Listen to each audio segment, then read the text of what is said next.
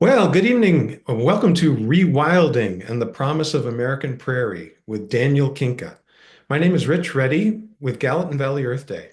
I want to welcome all of you who are joining us online tonight from all over Montana and all over the country. So, Daniel, are you going to advance slides? Hmm. We're so excited to have Daniel with us tonight as part of our Wild Talks series based on this year's theme, Living with the Land. This exciting lineup of talks running from January through April covers wetlands, grasslands, regenerative agriculture, an indigenous perspective on land, and saving wildlife from urban sprawl. To watch a recording of a past event or to register for future events, please visit our website at gallatinvalleyearthday.org. Before we start Daniel's talk, I wanted to thank our sponsors. Our whole series of talks is free because of the generous support from businesses and organizations in our community. I'd like to thank our fiscal sponsor, Greater Gallatin United Way, our premier sponsors for our whole 2025 series, Yellowstonian, a new online publication that you should check out, VW of Bozeman, and Gallatin Subaru. Our benefactor sponsors, Bozeman Greenbuild and local radio station KGVM, and our stewards and supporting sponsors, American Prairie, Bridger Bowl Ski Area, Gallatin Wildlife Association, Montana Parent Magazine, and Yes Compost. And last but not least, thanks to all of our community volunteers who make these events happen. Before I introduce Daniel, I want to let you know that there will be a question and answer session after the talk. To submit a question, click on Q&A at the bottom of your screen. A box will pop up where you can type in your question, and I'll read your questions to Daniel at the end of his presentation. We're thrilled to have Daniel Kinka with us tonight. Daniel is American Prairie's Director of Rewilding. His primary responsibilities include restoring and monitoring both wildlife and habitat at American Prairie, and working to promote coexistence between public wildlife and private landowners. He also acts as a liaison to scientists conducting research at American Prairie and other rewilders throughout the world. He joined American Prairie in 2018, shortly after completing his doctoral degree in ecology at Utah State University. In graduate school, he studied the use of livestock guardian dogs to promote coexistence between large North American carnivores and ranchers. Originally from Florida and the Washington, D.C. area, Daniel has enjoyed living out west since 2010. In addition to restoration ecology and applied science, Daniel harbors a deep passion for science communication, having worked as a science reporter for Utah Public Radio and serving as a National Geographic Society Fellow. And now I'm pleased to turn things over to Daniel Kinka. Well, thanks very much, Rich. And thank you all for tuning in. I'm excited to speak with you all tonight. Thank you for having me.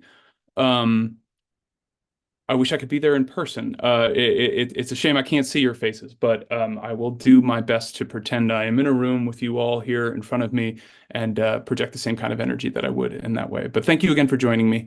Um, yeah, today I'd like to talk to you about American Prairie and rewilding a little bit. But before we do that, bear with me.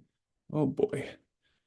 And close your eyes for a moment or stare at the wall or something like that if that makes you feel uncomfortable. I'd like you to do something for me. I'd like you to close your eyes and picture in your mind's eye the northern Great Plains and really give it a look. You know, spin around, so to speak. Take it in. Take a little mental video and record what you see, whatever that means to you, the northern Great Plains. Now hold that image or that video in your mind. We'll come back to it in just a second. But first, I want to talk about fish.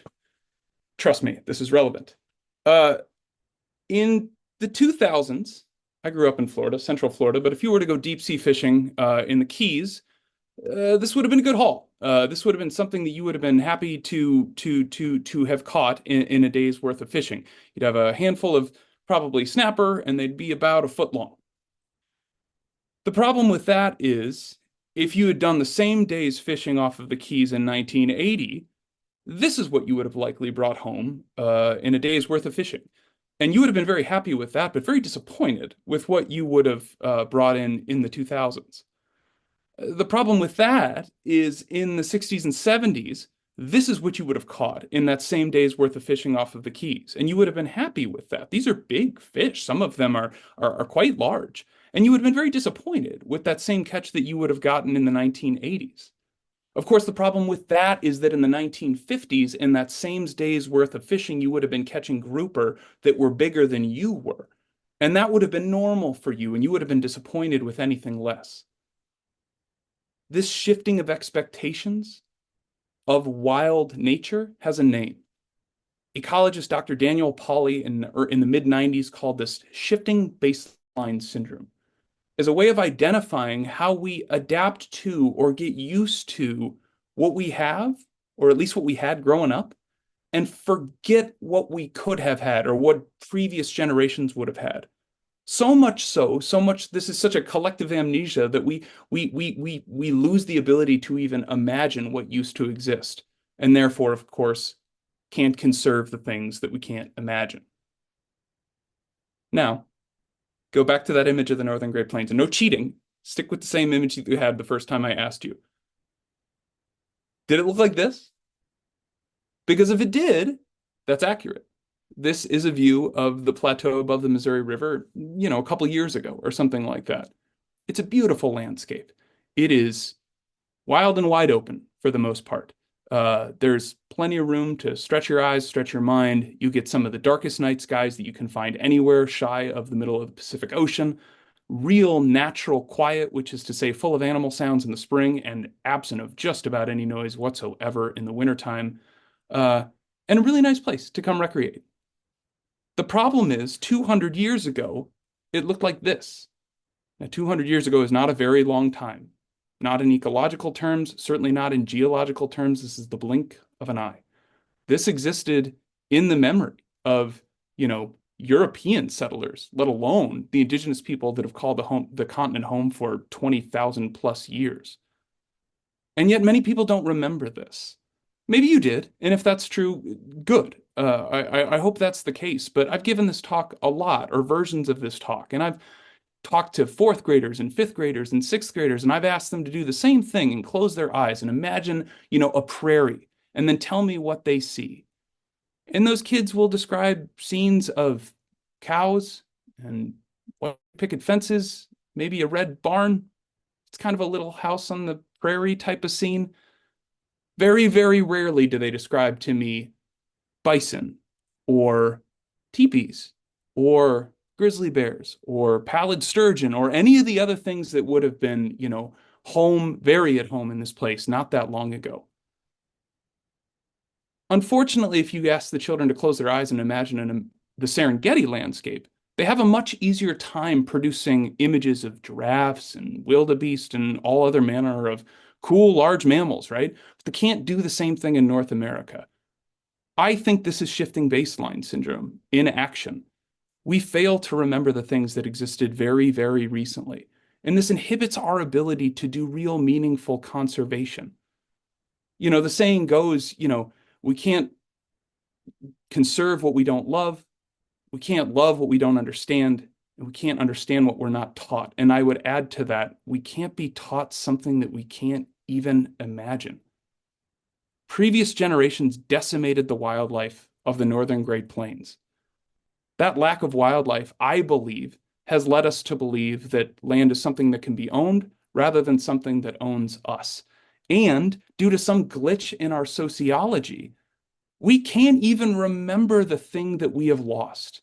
So we can't miss it. We certainly can't conserve it. Now, if that's not bleak enough for you already, and I promise this talk gets happier, but this is a global phenomenon. In many of your lifetimes, since 1970, across the planet, we've seen a 73% reduction in the amount of wild animals on this planet. Think about what that means in terms of the prospects for conservation for somebody that was born in 1986 or 1994 or yesterday. It's bleak. And to add to that, if it wasn't enough to be mournful about living in kind of a less wild world, these things have real life implications for us.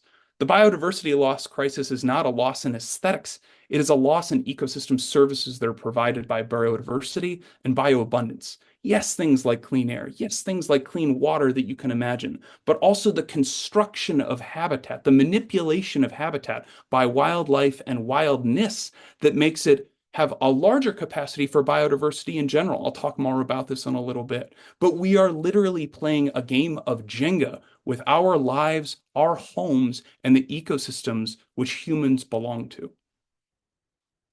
There's an antidote for this, and something that's been going on for a little while, recently by this term rewilding. I would argue longer by other names, ecological restoration, wildlife restoration, things like this.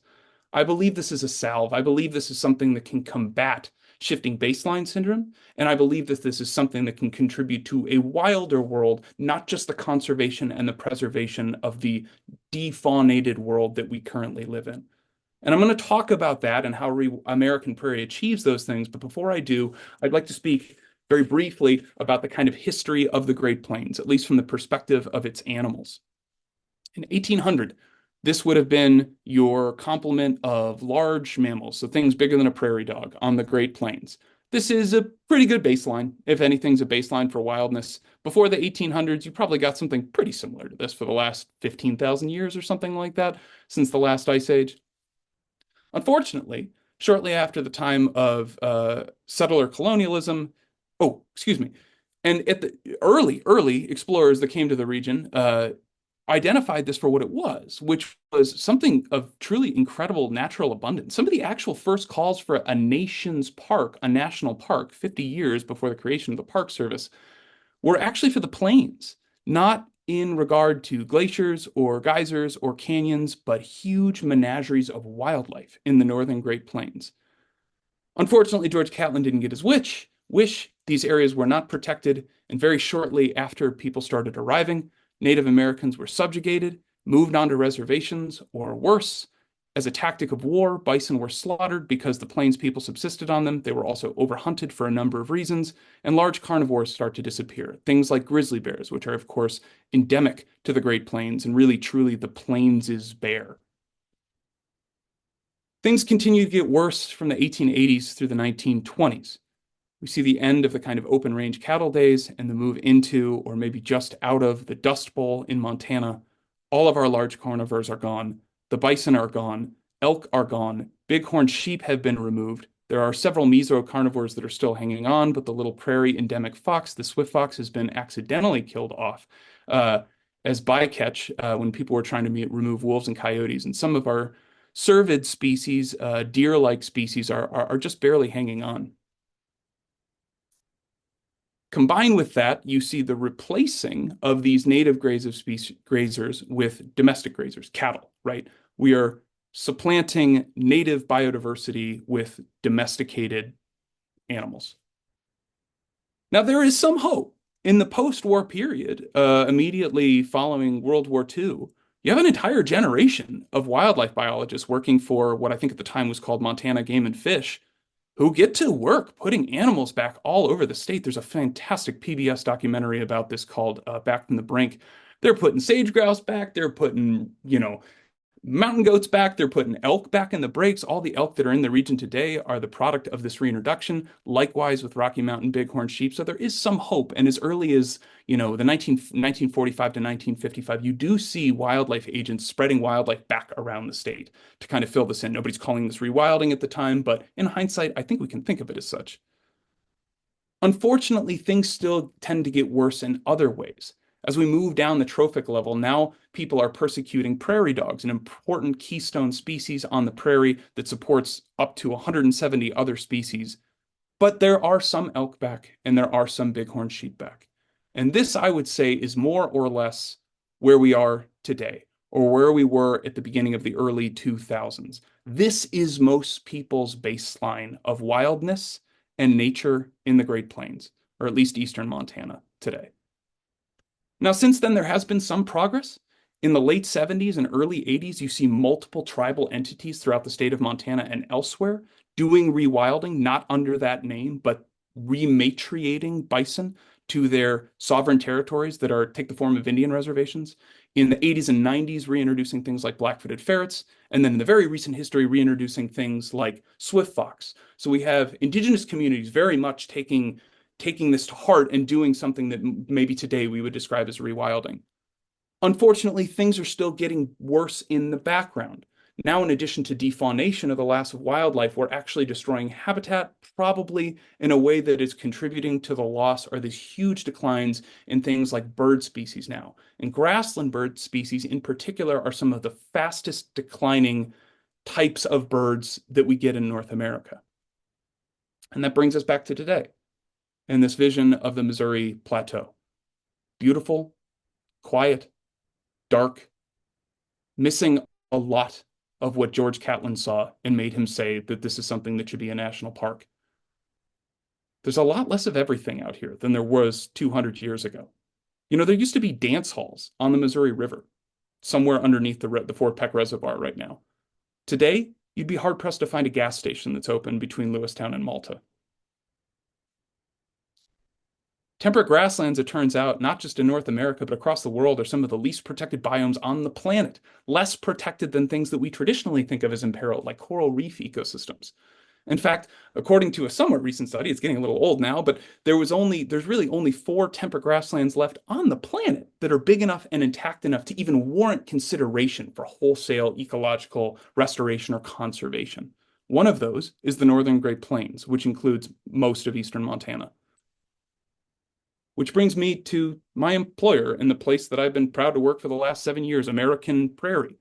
Our mission is to basically reverse some of that, to create the largest nature reserve in the United States that will serve as a refuge for people and for wildlife forever. And I'd like to spend the rest of my talk talking about how we do that, specifically using the tools and the techniques described in what we think of today as rewilding. There's 3 pillars to the American Prairie mission: land, wildlife, and people. It's very difficult to rewild a vacuum. So I'll talk a little bit about our land strategy and our model for land conservation. Before I do that, I'm going to start showing a bunch of maps in quick succession, and I think this is the right place to talk about a land acknowledgement when we start showing different designations, public, private, whatever, of lines on a map. It's very important for us to remember that these lands were traditionally home and stewarded by all manner, many different tribes of Native Americans throughout history, many of whom are still there, are still our neighbors, are still living in the region. So, to start with, and I've zoomed in here to make things a little clearer, we have an existing national wildlife refuge, the Charles M. Russell National Wildlife Refuge. It's more than 1 million acres large. I think it's the second largest national wildlife refuge in the lower 48, and yet somehow I still meet Montanans that have never heard of this place. But American Prairie's goal is to create something very big for conservation. But we start with this existing 1 million acre national wildlife refuge. It's already there. It's already, to some extent, designed to protect biodiversity, to conserve wildlife. Add to that the much more recent national monument in the form of the Upper Missouri River Breaks National Monument. I believe it's 675,000 acres. In addition to that, you have all manner of other public land surrounding that. Most of this light green that I just threw up on the map is Bureau of Land Management land, but there's some state land, some DNRC lands mixed in with those. That's the minority. The majority of that is the BLM land, but they're combined here. And so this is kind of the scene when American Prairie shows up, right? We think, based on the best available science, that you need something like 3.2 million acres of contiguous prairie habitat to have something that can encapsulate the full complement of prairie ecology, of prairie diversity. 3.2 million acres is 5,000 square miles. It's the size of the state of Connecticut. It's the size of Yellowstone and Glacier National Parks crammed together. It is very large. But you already have lands in the region that are set aside explicitly for conservation, and many more lands that are public lands. The minority of the land in the region is actually private land, and those private lands almost exclusively take the form of working ranches. Now, ranches, like any other type of property, come up for sale periodically, and American Prairie, as a nonprofit organization, seeks to purchase those lands if we can come to a mutual agreement with the seller. So we purchase ranches that are for sale. And instead of using them for commodity production, making cows, we use them to manage, promote, conserve, restore, and rewild biodiversity. Now, the advantage here is when people talk about their ranch in this part of the state, as many of you I'm sure are already aware, they're not usually just talking about their private land. They're also talking about the public land that is adjacent to their land, usually the land that they own and that they have the grazing rights to. Now, the way this works is when American Prairie purchases these ranches, we also have essentially a right of first refusal for those grazing leases, which we retain. So the size of the American Prairie land, the size of the land that American Prairie can influence through the exercise of grazing rights extends onto some of these public lands as well. Which brings you to today. American Prairie, in just the blue that you see on the maps of private parcels that we own outright and the grazing leases that we control, totals a little over 500,000 acres. You add that to the existing 1.1 million acres of the Charles M. Russell National Wildlife Refuge, and you get to a little north of 50% of the way towards our goal, again, 3.2 million acres, or the minimum size we think is necessary for a fully functioning prairie ecosystem.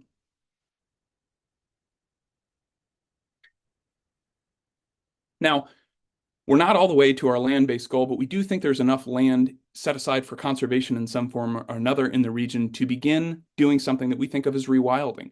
And American Prairie has a goal here, has a vision, which is to contain ecologically meaningful populations of the wildlife that should call this place home, and to manage for things like integrity, complexity, which is another way of saying biodiversity, and resilience of the prairie, because we think these are features of ecology that underpin its wildness, that allow for those huge menageries of bison and bighorn sheep and elk and wolves and grizzly bears and sage grouse, et cetera, et cetera, et cetera.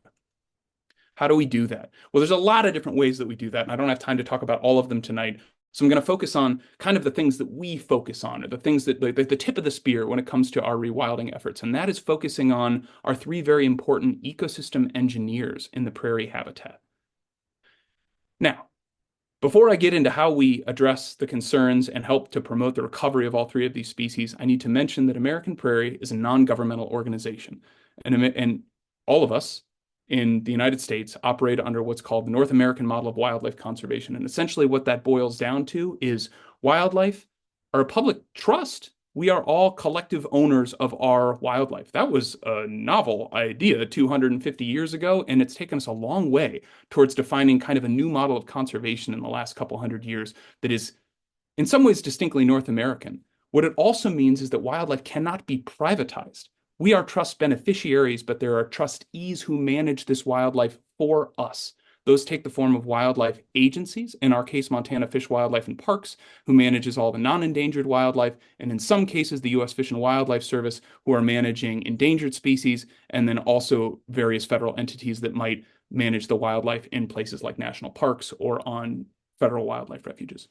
So, knowing that we don't have the authority to actually manage wildlife, how do we actually do this as American Prairie? Well, for starters, bison are not classified as wildlife in this part of Montana. They're classified as livestock, which means we can own them, we can manage them, we can operate them the same way that a cattle operator would operate cattle. They are not under the jurisdiction of the Wildlife Agency. They are under the jurisdiction of the Department of Livestock. We pay taxes on them. We manage them for good health and good grazing practices, et cetera, et cetera, et cetera. But within those regulations, we also manage them so that they act as much like wild bison as possible. And what I mean by that is graze the prairie in a way that allows it to support more biodiversity. Bison are an ecosystem engineer, and they're actually an ecosystem engineer a couple ways over, but the kind of classic textbook definition that you might see is this idea that a bison is not too dissimilar from if you were to go out into your garage, open the garage door, start your self-propelled lawnmower, and then let it go on its own and see what happened in your front yard. It's not going to mow your lawn evenly. It's going to do a bunch of circles and loop-de-loops. It's going to leave places untouched. It's going to sit in one area for too long. It's going to do what your Roomba does if you have an old one like me. What that means when it's bison doing that at the scale of the Great Plains is that they're creating this kind of mosaic or full complement of structural diversity on the prairie. Not the species diversity in the grasslands, but the height, literally the height of the plants due to how much or how little they're being grazed by bison. And of course, one spot that would be heavily grazed in one year would go ungrazed for multiple years after that. So this actually shifts in both space and time, something we would call kind of a shifting mosaic of prairie habitat. this is getting jargony, I know, forgive me, but it's important, and you can see in that graph up on the top why it's important. This is classically shown with a number of grassland bird species, and what we see is there's certain birds that prefer certain types of structural diversity on the prairie. There's birds that want to be on prairie dog towns or want to be on heavily grazed area. That's where they're safest, that's where they've evolved to be, and without that type of habitat, those birds decline very rapidly. There's birds on the other end of that spectrum that need shrubby, wild, ungrazed, unburned for long periods of time type of habitat. And when that's available to them, those birds do well. And of course, there's these kind of Goldilocks birds that are right in the middle that do very well under kind of a traditional take half, leave half model. This is one way that bison historically would have shaped the diversity, facilitated the biodiversity of the Great Plains. In addition to that, bison are kind of cool because they evolved on the prairie and they're very heat tolerant, which is to say, even when it's super hot out here in the summertime, they don't need to spend time in those creeks to cool off. They'll come there for a drink, and they immediately go back to kind of the open prairie. The effect that this has over time is it actually allows for the passive restoration of those creek areas. Essentially, creeks that would have been historically overgrazed or unsustainably grazed are given a chance to recover. Those little saplings of the trees that are no longer there anymore, but are still in the seed bank, actually have a chance to get sprouted and germinate into full-blown trees because they're not being grazed all the way to the ground as soon as they put up shoots. And of course, the passive restoration of those riparian forests, that woody vegetation that would be home along these creek sides, facilitates all manner of other species. And we actually find that through this kind of indirect effect of bison on creeks, we actually see higher diversity of birds in pastures with bison and higher occupancy of cervids, so deer-like species in those same pastures. Another way that bison are an ecosystem engineer. I could go on, but I don't have time. In addition to bison, our other big kind of unsung hero of prairie diversity as a keystone species on the prairie is the black-tailed prairie dog. Now, black-tailed prairie dogs, we think, support something like 170 other species that would not exist otherwise or would exist in lower abundance without the presence of prairie dogs. Unfortunately, as I mentioned before, prairie dogs have been historically persecuted. They currently exist at about 2% of their historic home range.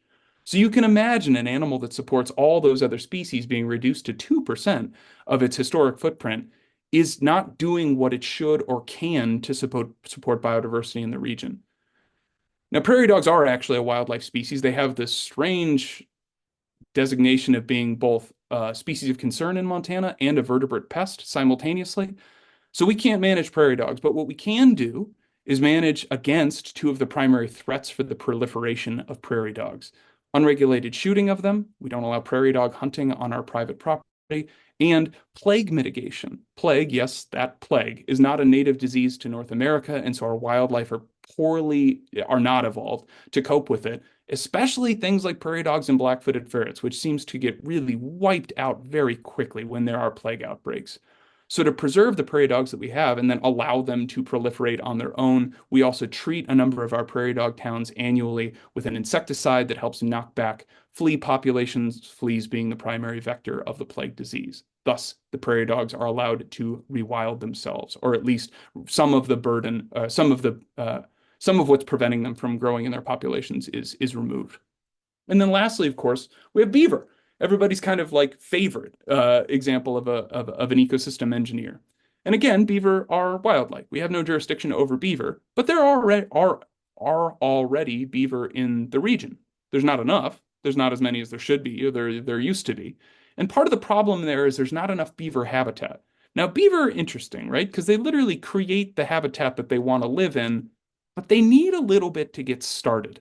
And so with beaver, we're doing a kind of field of dreams model where if you build it, they will come. So we're taking heavily degraded streams that are not suitable habitat for beaver currently. We're building beaver dam analogs, essentially human-made beaver dams that act similarly and are doing things to the hydrology, namely slowing the water down when it's flowing, causing it to drop out the sediment that it's carrying, which builds the stream bed back up and brings it closer to its floodplain. These are things that not only benefit the germination of woody species like I already talked about, but also kind of bait in beaver because you're creating the conditions that would attract beaver to come in and build dams on their own. And what we see is oftentimes beaver actually coming in and building dams on top of the dams that we started for them. I'm sure they do it better than us, but we're kind of building them starter homes. And this is one way that we can give them a boost and help beaver proliferate and therefore bring all of the other species that bring with them by repopulating the region. There's other things that we can do with wildlife, albeit indirectly, in service of rewilding. One project that's worth mentioning is American Prairie was very happy and very proud to support the work of our close partners, the Smithsonian's Great Plains Science Program, who we work very closely with as kind of our primary research agency, and our neighbors in the Fort Belknap Indian community, who took it upon themselves as a sovereign nation to reintroduce swift fox to their lands. Now, swift fox, of course, like most animals, don't recognize those lines on the map. That big gray box there that you see on the map is Fort Belknap Indian Reservation. There's no big wall around it, right? So the swift fox that were reintroduced, particularly the offspring of those reintroduced swift fox, are finding their way now off of Fort Belknap and onto the surrounding prairie. So the rewilding work that our neighbors and our friends at the Fort Belknap Indian community are doing is benefiting the rest of the communities in the region because these animals are allowed to proliferate outside of Fort Belknap. And then lastly, there's things that we just do not have any control over. There are things like grizzly bears, which are endemic and originally native to the plains. We can't reintroduce them, but we don't need to. Grizzly bears are walking onto the prairie all by themselves and have been for years. Every year, more and more grizzly bears show up in the region. This is scary for many people, and it's very different. It's been a long time since the plains were home to grizzly bears, even though this is probably where they evolved. Instead of doing wildlife work, we have to do community work and non-lethal human-wildlife conflict mitigation work in the region to make it feasible that animals like this can find homes in the region, maybe in that giant national wildlife refuge when they arrive, without being an undue burden or something to worry about for the local populace. In fact, quite the opposite, something that would benefit the local community. But that requires good strategic community work. And thankfully, there's a roadmap for that because communities have been thriving alongside grizzly bears in Western Montana for a long time. But it's not just wildlife work, right? The other side of rewilding is community benefit. All of this is kind of for nothing. It's certainly not sticky. The conservation, the rewilding itself is not resilient. If you're not getting the kind of the buy-in, the support, if you're not benefiting the local communities, benefiting the people that have to live alongside this wildlife. This is a core tenet of rewilding, both the way that American Prairie uses it and the way that other rewilding initiatives globally use this term. Nature is bountiful, basically. American Prairie doesn't make a commodity in the form of cows. It makes nature. It makes more of nature, and nature is something that we all benefit from. And so a big part of rewilding is making sure that local communities, local people, Montanans are benefiting from the presence of these rewilded species so that they themselves take it upon themselves to protect the place and the wildlife into the future. Some of the ways that we do that are a public access mission. American Prairie is open to the general public 365 days a year. You can go birding, you can go hiking, you can go backpacking, you can go mountain biking, you can go canoeing down the Missouri River, et cetera, et cetera. We have camping facilities to support that. There is remote camping opportunities. There's huts and cabins and all manner of things that you can come do and see any day on American Prairie. And we hope you do. In addition to that, another part of public access is American Prairie is actually one of the top 10 enrollees in the state's block management program. We allow hunting on some of our properties, or which is to say we allow access to the public for the purposes of hunting if they can do so legally otherwise. Now, we do this in a controlled way, but we've known for a long time in conservation biology that there is a way to hunt wildlife without diminishing it and actually while allowing it to grow at the same time. People have been living off of bison for a very, very long time in the plains, and we think that that's something that should continue. Beyond that, what most people don't realize is there's something like 800 bison on American Prairie. There's something closer to 8,000 cattle on American Prairie right now. Our preferred grazer in the ecosystem is the one that the system evolved with in the form of bison, but cattle can actually do a pretty good impression of bison if managed properly. So there's a lot of cattle grazing on American Prairie lands right now. But we expect them to graze in a way that is kind of mimicking what a bison would do, or using them as a restoration tool, if you will. And all of those cattle are not owned by American Prairie, but owned by our neighbors. They all belong to private working ranchers, most of whom are in the surrounding area around American Prairie. And of course, are benefiting financially from the cattle that are being grown on American Prairie properties. In addition to that, American Prairie has something it calls the Wild Sky Program, where we promote wildlife tolerance and coexistence practices outside of American Prairie, so we can create kind of soft buffers of tolerance around American Prairie. We do this by paying rent for wildlife, literally setting up camera traps on people's properties and paying them for the presence of wildlife. $25 for every picture of a coyote, $250 for every picture of a mountain lion, 25, $50 for every picture of an elk, showing people that wildlife has a value, specifically showing them that most of the time the wildlife are present on their land, they're not causing any problems at all. Of course, typically a rancher is not usually aware of some of their more cryptic species of wildlife, particularly predators, until there's a problem. What we seek to show with the Wild Sky program is, no, they're there all the time, and actually we'll pay you for providing good quality habitat for those animals and essentially allowing them to exist. We do all kinds of other stuff, like incentivizing and subsidizing the work to remove fences or modify fences to wildlife-friendly design, and doing all kinds of other things to promote tolerance for wildlife in the region, including things like, supporting the hire of range riders and other non-lethal tools that would potentially in the future make it more feasible for a rancher to live a happy, healthy, productive life, even when there are large carnivores back on the landscape. Which brings us back to American Prairie as it exists today. We're not quite there yet, but we're doing rewilding as we build this land place, and we very much hope that you will come to see it. And so I'd like to end my talk, with your permission, indicating how you can help if I've struck your interest, or if this is something, even if it's just like, hey, I got to go out there. I've never been out there. I was only out there once to go pronghorn hunting in the fall. Maybe it'd be cool to see it in the spring. If you follow the QR code that's on your screen right now, you'll find your way to our website, which is not hard to Google. If you don't know how to use a QR code, American Prairie is a nonprofit organization and is almost entirely supported by private philanthropy. If you believe in what we're doing, there's a way that you can support us through donations, and it is not hard to find a donate button on our website.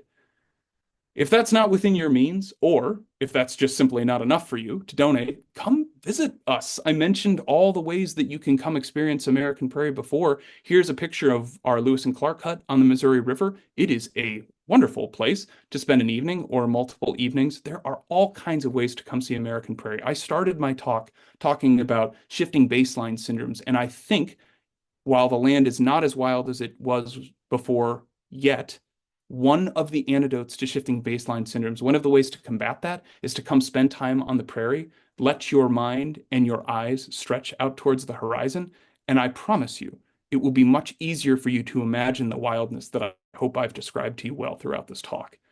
While you're out there, do some citizen science. If you're a birder, look for some birds. Help us collect some data. Most of the points you see on the screen were actually collected by our partners and their interns at Smithsonian. The vast majority of the birding that's recorded in eBird right now comes from our partner researchers, which of course is appreciated.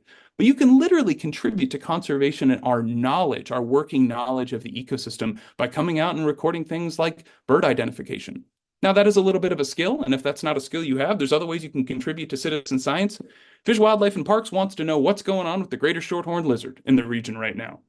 There's a picture of a greater shorthorn lizard in somebody's hand. There is nothing else out here that looks anything like that. They're not easy to find, but I promise if you found one, you'd know what you were looking at, and you can post that to iNaturalist, which helps both American Prairie, Fish, Wildlife, and Parks, and everybody else doing conservation in the region. And lastly, going back to our friendly neighborhood biologist there, the guy on the left reintroducing sage grouse way back in the day. Fish, Wildlife, and Parks is, of course, still active. They are the trust managers for your wildlife. They want to hear from you. They hear a lot from certain user groups and not as much from other user groups. They're good, smart, hardworking people. I went to school with many of them. Be nice to them. But they manage your wildlife. And if you want to live in a world that has more wildlife, let them know. I promise you, many will be happy to have a conversation with you about greater shorthorned lizards or little brown bats or monarch butterflies, because they almost never get to talk about those things. And if they don't hear from you, their constituents, then they don't know exactly what they're managing for, right?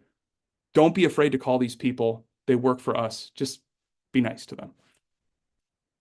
And that's it. That's my talk. I hope you enjoyed it. I guess I ended a little bit early. I was worried I was going to go long, but hopefully that gives us a little bit more time for questions. But I think there's a couple more things that Rich wants to say before we get into that. But thank you again for your attention, and I guess happy Earth Day in 6 weeks or whatever.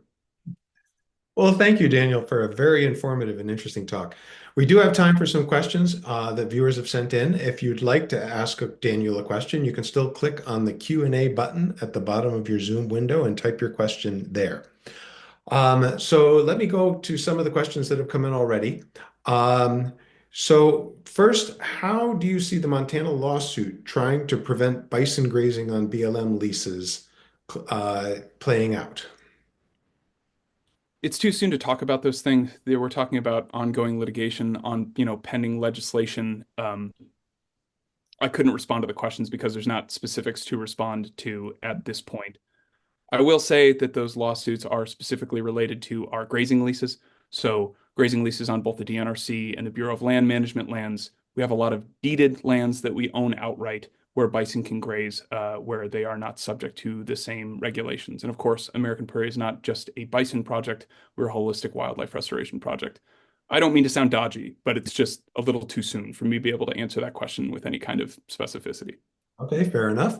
Can you talk a little bit more about beavers? A couple questions related to the beavers. One is, how do the beaver mimicry structures hold up to ice jams and flooding?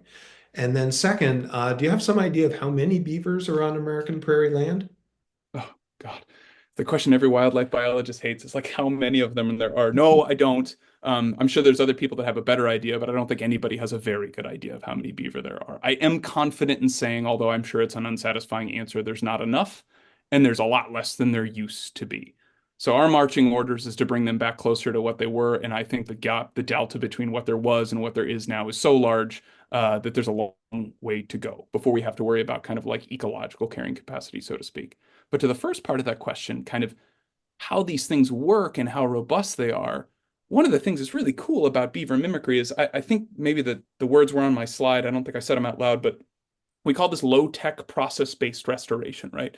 Which is to suggest that we're using like natural materials, untreated wood, downfall that's already in the creek, maybe somewhere, instead of and using hand tools, hammers. And by we, I mean the Montana Conservation Corps, who are wonderful and who for like have been coming out to American Prairie to help us build these things forever. The beauty of low-tech process-based restoration is that it is using the tools that nature uses. So to specifically answer your question, what happens if there's an ice jam? Sometimes they blow out. But that's what the same thing that happens to an actual beaver dam if there's an ice jam sometimes, right? These things are not supposed to be permanent features of the landscape. Humans build permanent dams. Beavers build impermanent dams, right? Ecology is all about dynamism, all about, shifting around. Things change over time, nothing's static. And these tools that we're employing are designed to go away. Right now, there's a bunch of beaver dam analogs in my backyard on Telegraph Creek. They're completely underwater because of the spring runoff. When that water recedes, I don't know if those things are still going to be there, but I won't be too disappointed if they got blown out because they're supposed to. All right. Do you envision the 3.2 million acre American Prairie to be more like New York State's Adirondack State Park, where there are towns and roads and such inside, or more like, say, a Denali a national park, where there's very little development or roads inside? Um, I wish my colleague Mike Kautz was here because I think he would have a better answer than me for this. This is his job. But I would say, and I think he would agree that I love the national parks. We love the national parks. I would not be talking to you today in this capacity if it weren't for being brought to the national parks by my parents at a young age. I don't think American Prairie is ever going to look like any national park, whether it's Adirondack or Denali. I think maybe a better model of what this multi-jurisdictional mixed-use rewilding project might look like, especially with community natural benefit, is maybe something like Escalante National Monument, where there are communities and there's a lot of wild space and there's great opportunities to experience that wildness. But how would you articulate it? Anybody that's been to that kind, well, maybe the Upper Missouri River Breaks is another example of something similar that's a little closer to home. I think a national monument might be more similar to the feel of American Prairie, at least in the foreseeable future. 150 years from now, I have no idea. Okay.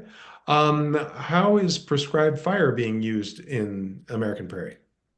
It's not really yet. It's in our rewilding plan that we've written. So over the next couple of years, we'll be building out a plan for that. We've done this in the past. In 2010, 2012, we worked with the U.S. Fish and Wildlife Service to basically commission a controlled burn.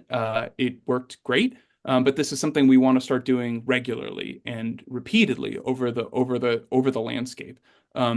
We don't have the expertise in the house right now to do that, and I don't know if we ever will. We suspect this is something that we'll do in partnership with a relevant agency, maybe the U.S. Fish and Wildlife Service, somebody that has expertise in doing this. But we know that fire is essentially a keystone process. It serves a similar role to bison and beaver and prairie dogs on the landscape, and it is essentially extinct or extirpated from the landscape right now. So I don't foresee a world where like wildfire is ever really something that we can deal with, but controlled burning is something that we can and should bring back to help restore the habitat. Okay. We're working on it. Do you have black-footed ferrets on American Prairie? No, not yet. That is one of our long-term goals for prairie dog restoration is to have a big enough, footprint of prairie dogs that we could actually be considered as a reintroduction site for black-footed ferrets, and we would absolutely welcome the opportunity to be one of those.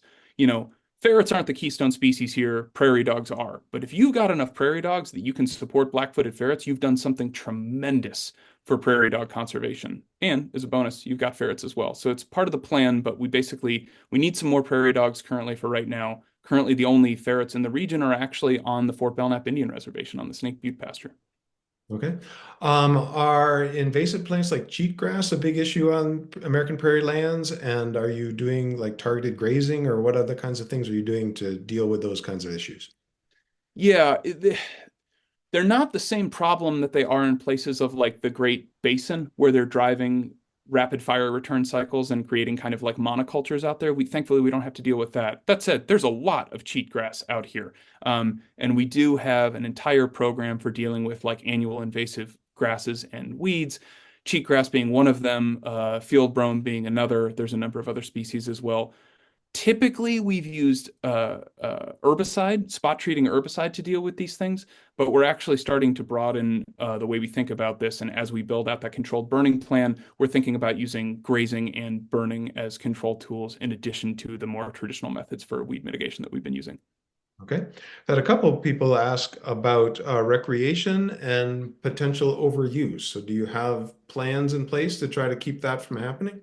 Yes, actually, the good news is I think we're a long way from having to seriously consider the overuse problem. But as wise managers of the landscape, we are still thinking about it. We're actually working on a kind of a conservation planning zonation analysis right now that will help us identify kind of like, what's front country and what's back country at American Prairie basically look like that. And then in the future, over time, think about how we might apply that kind of zonation to spreading people out on the landscape, so that we're not loving the place to death. But again, uh, based on the current visitation numbers, and the size of the region, we I think are a very long way from having to deal with that, thankfully.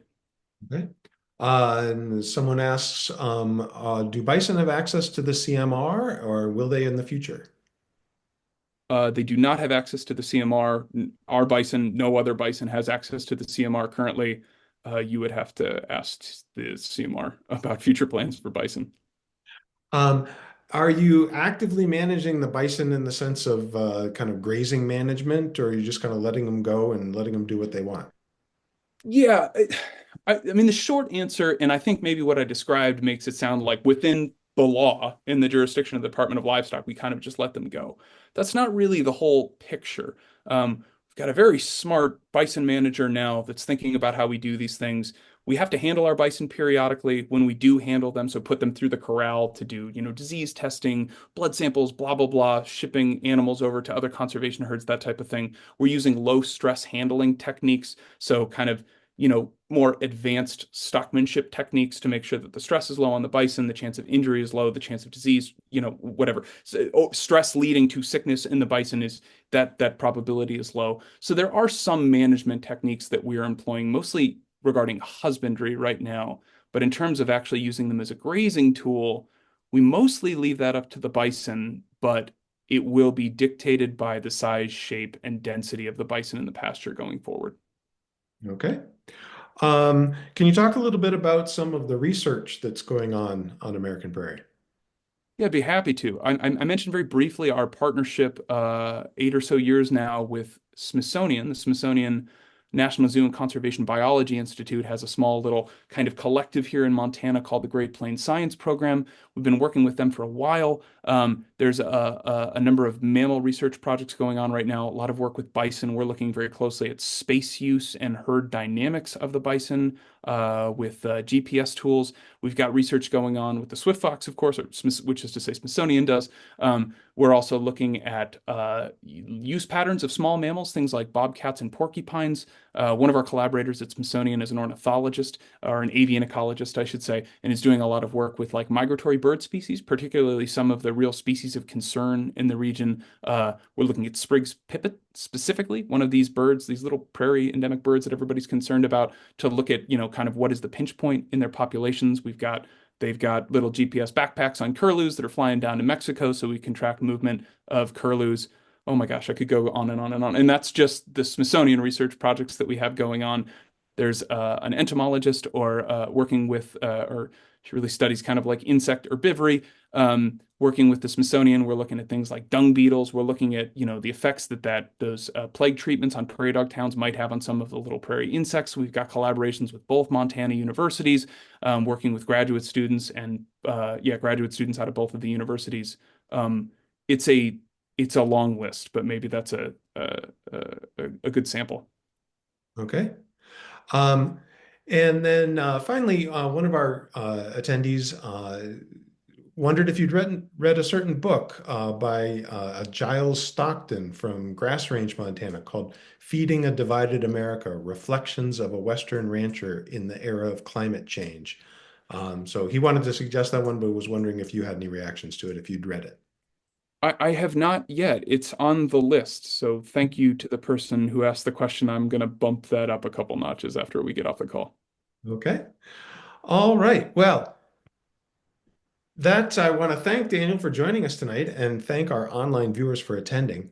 Uh, a link, um, a link to a recording of tonight's talk will be sent out to everyone who registered for the talk tomorrow. The recording will also be available at gallatinvalleyearthday.org. Um, so, Daniel, if you could advance the slide. Thank you.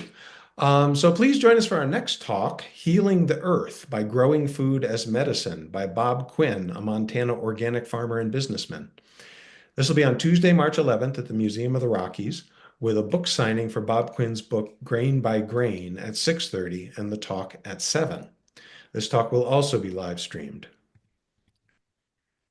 And save the date for our annual Gallatin Valley Earth Day Festival, which includes the City of Bozeman's Cleanup Day, the Winter Farmers Market, talks, children's activities such as Earth Day Magic Show and face painting, exhibits, food and music, as well as a 5K fun run benefiting Friends of Highlight, all on Saturday, April 19th at the Gallatin County Fairgrounds.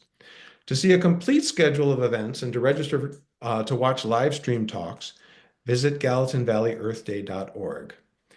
Thank you for coming. Good night and take care.